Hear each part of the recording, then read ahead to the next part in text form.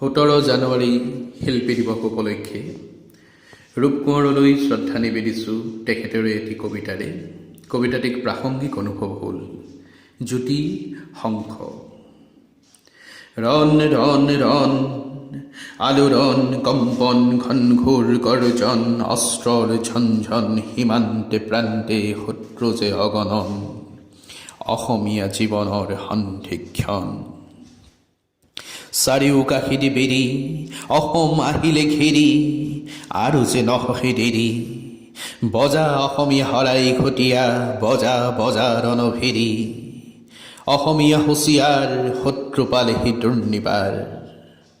যুদ্ধ যুদ্ধ মাথোন যুদ্ধ যুদ্ধ নহ'লে নহ'ব ৰুদ্ধ আজি অসমী যে অৱৰুদ্ধ।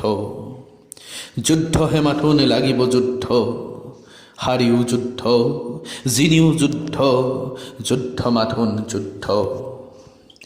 দেশ ৰাখিবলৈ তই বিচাৰি সঁজুলি আন নৱলাচিতৰ তৰোৱাল জয়পুত পিন্ধি তই লহেৰো জ্বলাই শুভ্ৰ কপাল। তই অসমীয়া হৰাই ঘটীয়া তই যে অগ্নিবীৰ্য জ্বলি উঠ নৱসূৰ্য। দেশ যায় জ্বলি ঘৰ যায় হলি চোতালত দিলে শতৰুৱে ভৰি এতিয়াও জানো তোৰ বুকুখন যোৱা নাই দি পুৰি। কৰ সোনকালে ফালি মুখ জাল ওলা ওলা তই নদুখি কপাল হীনতাতকৈও মৃত্যু ভাল। অসমীয়া হুঁচিয়াৰ শত্ৰু যদিও দুৰ্নিবাৰ হৈ যাব চাৰখাৰ।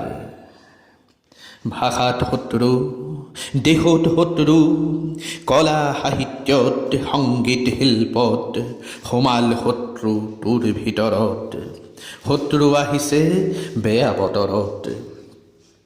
মণিকূট গৈ পোৱাৰ আগতে সমূলি নিপাত কৰ আপোনাৰ ঘৰ ৰাখিবলৈ তই কালৰ মূৰ্তি ধৰ। কঠোৰ প্ৰতিজ্ঞা কৰ অস্ত্ৰ শস্ত্ৰ ধৰ ক্ষেত্ৰে ক্ষেত্ৰে ৰণসাজ পিন্ধি নিজৰ কৰ্তব্য কৰ।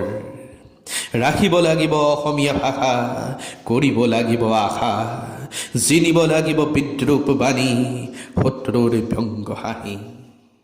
ধন্যবাদ।